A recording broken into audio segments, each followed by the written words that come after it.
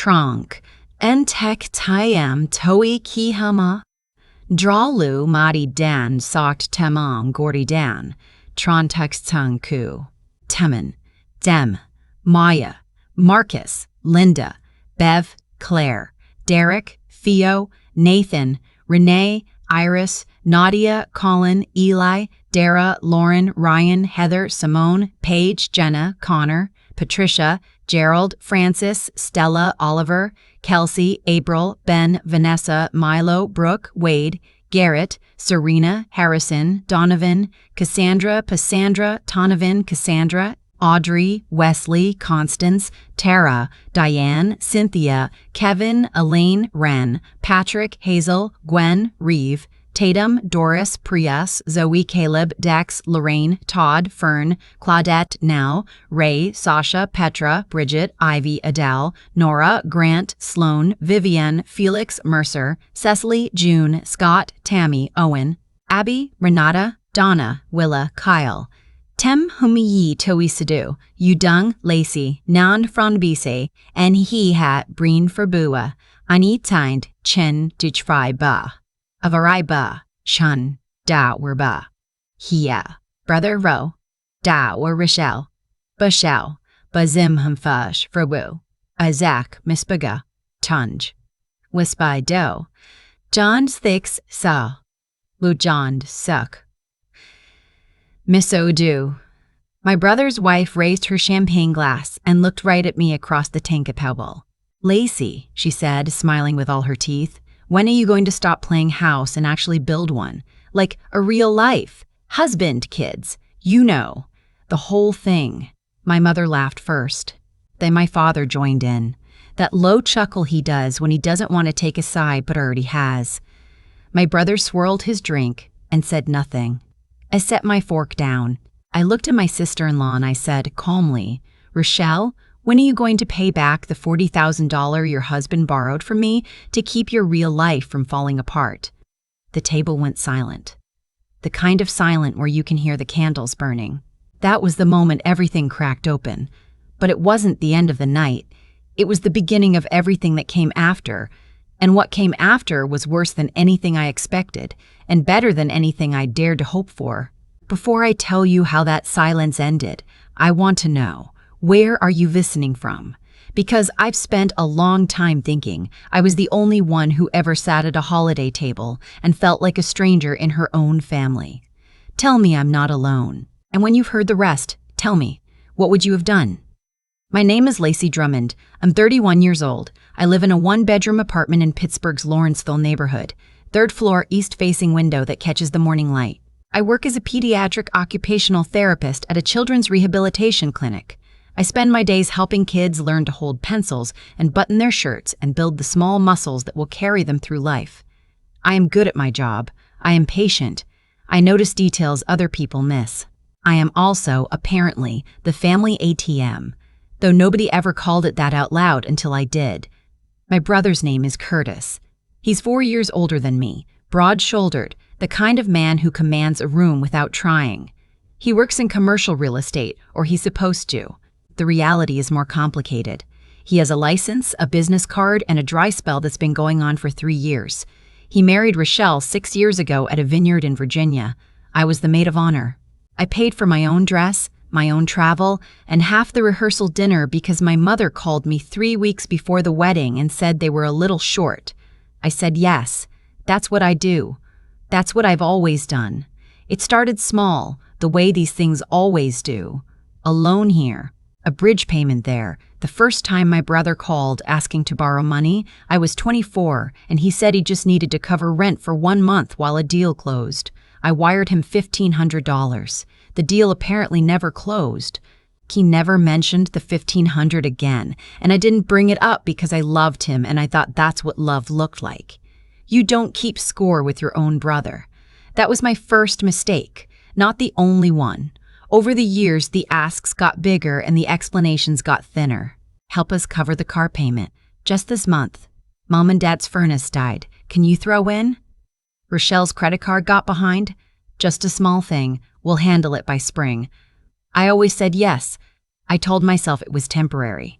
I told myself I was lucky to have a steady paycheck and they were just going through a rough patch. I told myself a lot of things in the car on the drive home from family dinners, gripping the steering wheel with both hands while the radio played something I couldn't hear over my own thoughts. What I didn't let myself think about was the number. I never totaled it. That felt dangerous somehow, like looking directly at something that would burn you. My parents lived 40 minutes south of me in a house in Bethel Park, same house I grew up in. Green shutters, a maple tree in the front yard that turns brilliant orange every October. It's a good house. It's also, I would eventually learn, a house with a second mortgage my brother co-signed and then quietly stopped paying. But I didn't know that yet. Not at Thanksgiving. What I knew at Thanksgiving was that I was tired. Not dramatically, not in a way I could articulate, just worn thin like a sweater washed too many times. I'd driven down that morning with a casserole dish and a bottle of wine. I helped my mother set the table. I asked my father about his knee surgery recovery. I smiled at the right moments. I was, as always, the easy one, the one who didn't cause problems, the one who showed up. Rochelle arrived 45 minutes late in a new coat I hadn't seen before, kissed my mother on both cheeks, and immediately started talking about a wellness retreat she and my brother were planning for January. Scottsdale. 6 days. I remember looking at my brother when she said that. He looked at the tablecloth. Dinner was fine until it wasn't. It's always fine until it isn't. We were halfway through dessert, my mother's pecan pie, the one she makes every year, when Rochelle started in. She does this thing where she frames cruelty as concern. She leans forward slightly, tilts her head, softens her voice just enough to make it sound like she's worried about you while she's actually drawing blood. "Lacey," she said, and I knew from the way she said my name that something was coming. "I've just been thinking about you lately. You work so hard, but don't you ever feel like you're missing out? Like your whole life is your job and your apartment. When are you going to want more? A family, real roots." My mother nodded, the way she does when she thinks something is true but doesn't want to be the one to say it. My father looked at his pie. "I mean no offense," Rochelle continued, which is what people always say right before they mean exactly that. "It's just, you're 31, and you seem so settled in this smallness. Don't you want a husband, kids, a home that's actually yours?" There was a pause. One of those pauses where the whole table holds its breath, and then she smiled. "I just worry you're going to wake up at 45 and realize you built nothing." My mother laughed, soft and uncertain, the kind of laugh that says I don't want to deal with this. My father chuckled, shaking his head like it was all very harmless. My brother refilled his glass. I felt something shift inside me, not hot anger, something colder, more final. I thought about the $1,500 from 7 years ago. I thought about the car payment and the furnace and the credit card and the Scottsdale wellness retreat. I thought about every time I'd said yes when I should have said, "Why are you asking me?" I thought about the number I'd never let myself add up. I set my fork down very carefully. "Rochelle," I said. My voice came out level, almost gentle. "When are you going to pay back the $40,000 your husband borrowed from me to keep your real life from falling apart?" The candles burned. Somewhere in the kitchen, the refrigerator hummed. Rochelle's smile did not disappear all at once. It faded in stages, like a light being slowly dimmed. "Excuse me, you heard me," I said. $40,000, over 6 years. Rent, car payments, your credit card balance from 2021, you mother-in-law's furnace, the loan for the Virginia fishing cabin that I still don't understand. I've never asked for it back. I've never mentioned it. But if we're having a conversation about whether I'd built anything real, I think it's a fair number to put on the table. My brother set his glass down. "Lacey, I'm not angry," I said. "I just want to be accurate." My mother's voice was a thin wire pulled tight. "This is not the time or the place." "You're right," I said. "It probably should have been about 5 years ago. I didn't storm out. I didn't raise my voice. I helped clear the table and I drove home in the dark and I was completely calm the entire way back to Pittsburgh, which should have worried me more than it did. That night I sat down at my kitchen table with my laptop and a glass of water and I did the thing I had never let myself do. I opened my bank statements, all of them. Going back to when I was 24 years old. I went through every transfer, every Venmo payment, every check I'd written and photographed and filed away because I am, professionally, someone who understands the importance of documentation. I built a spreadsheet, column by column, date, amount, stated purpose, whether I'd ever been repaid. The number I arrived at was $43,260. I sat with that for a long time. The apartment was very quiet, the heat kicked on and then clicked off. Outside, someone was walking a dog. $43,000. That was a year's salary when I started at the clinic. That was a down payment. That was 7 years of choosing their stability over my own. And not one of them had ever said thank you in a way that felt like they understood the weight of it.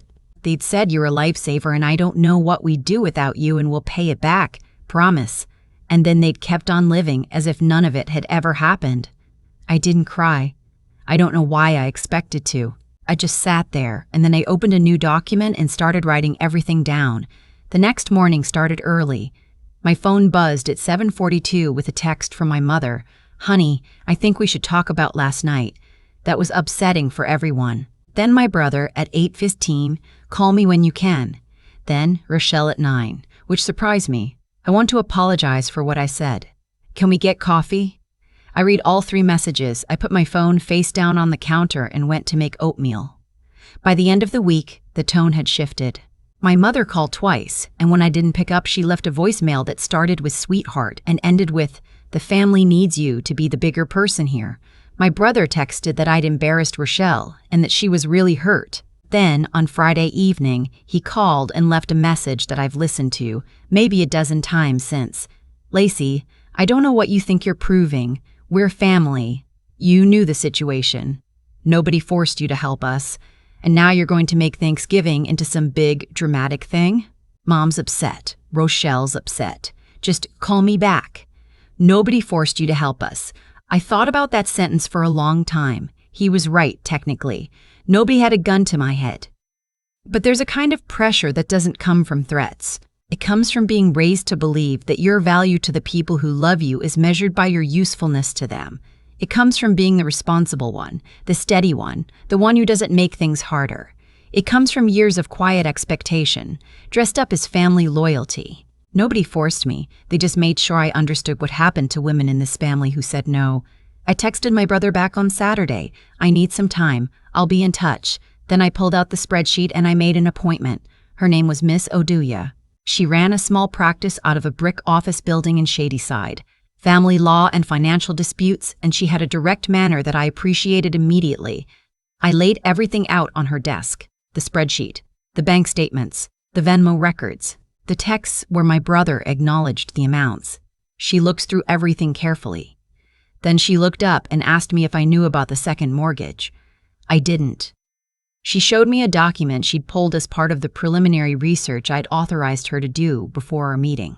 A home equity line of credit taken out on my parents' house 18 months ago, co-signed by my brother, and one more signature on the paperwork. Mine.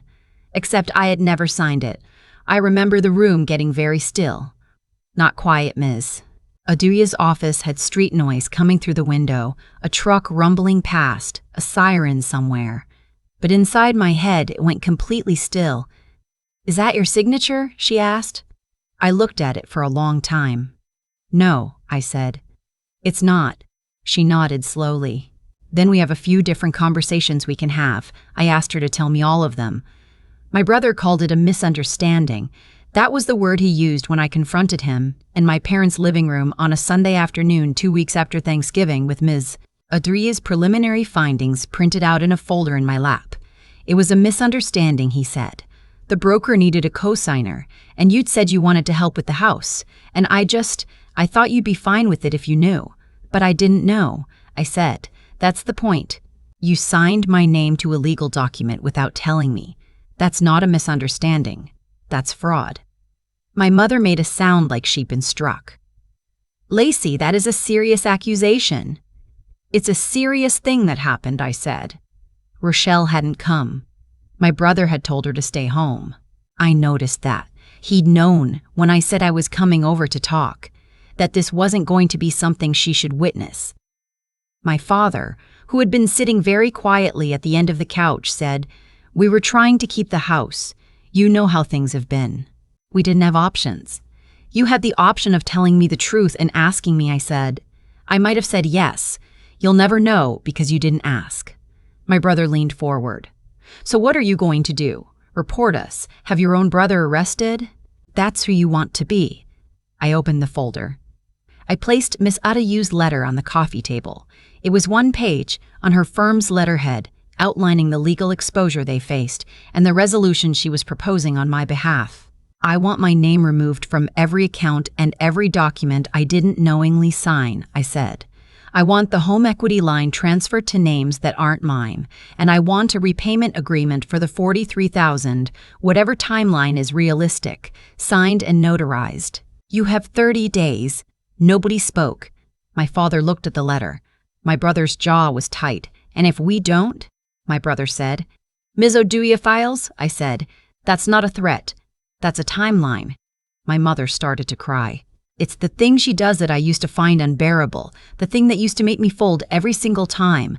I watched her cry and I felt something I hadn't expected, not cruelty, not satisfaction, just a strange and steady sorrow, not for this moment, for all the moments that had led here, for the version of this family we could have been if we'd ever learned to be honest with each other. "I love you," I said. "All of you. I'm not trying to destroy anything, but I spent 7 years holding this family up, and no one ever once asked if the weight was getting too heavy. And when I said something about it, not even that, I just reflected your own words back at a Thanksgiving table. The response was that I embarrassed everyone. I'm done being the one who apologizes for telling the truth." I picked up my folder. I stood up. 30 days, I said. The drive back to Pittsburgh was long and gray. November light, bare trees along the highway, everything stripped down to its structure. I kept the radio off. I thought about the first time my brother had called me asking for money. I'd been so glad he called me. That's the thing nobody talks about. I was glad. I wanted to be the one they could count on. I wanted to matter to them in a concrete way.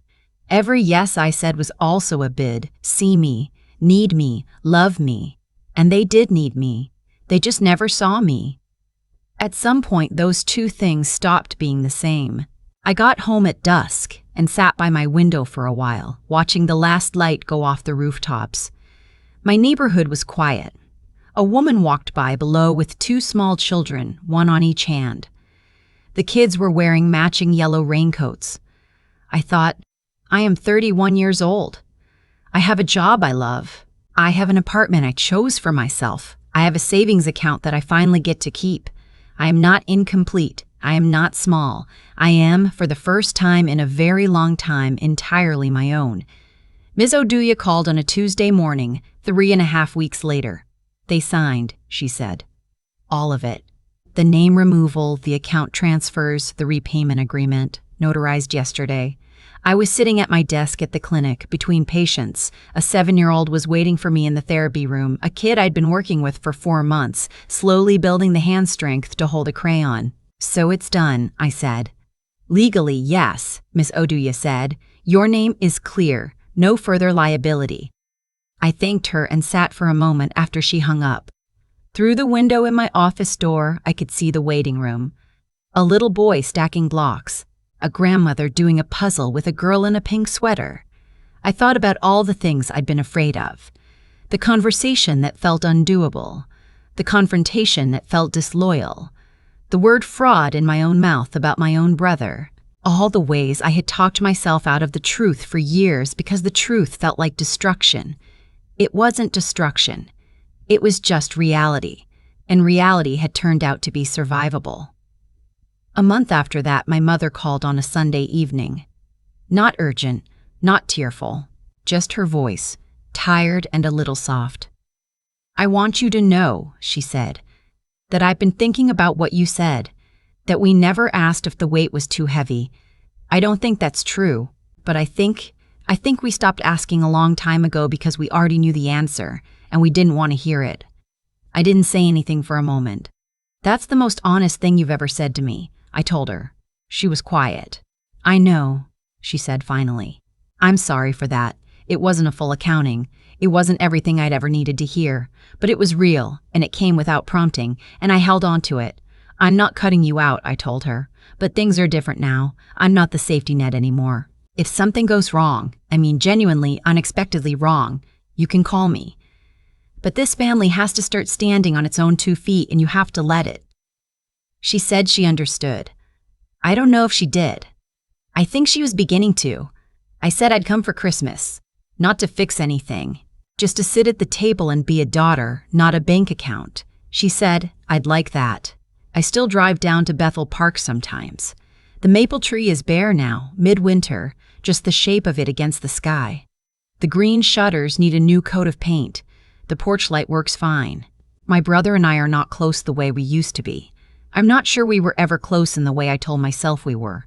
We are politely, carefully rebuilding something, and I don't know what it will look like when it's done. Rochelle and I exchange pleasantries and not much more. I think that might be permanent. What I know is this. I have money in a savings account now. Real money. Mine. I signed up for a ceramics class I'd been putting off for 3 years. I booked a trip to Portugal for March. Just me, a flight, a small hotel in Lisbon. 10 days I do not have to explain to anyone.